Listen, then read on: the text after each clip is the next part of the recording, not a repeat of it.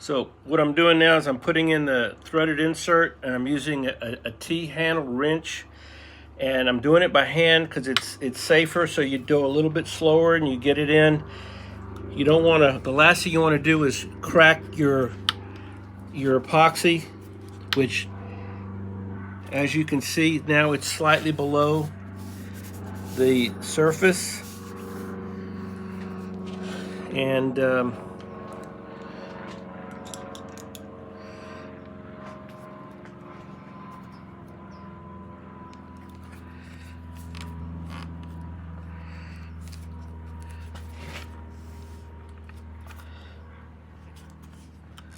I'm sure there's a better way to do it, but this is the way I know, so I'm doing it.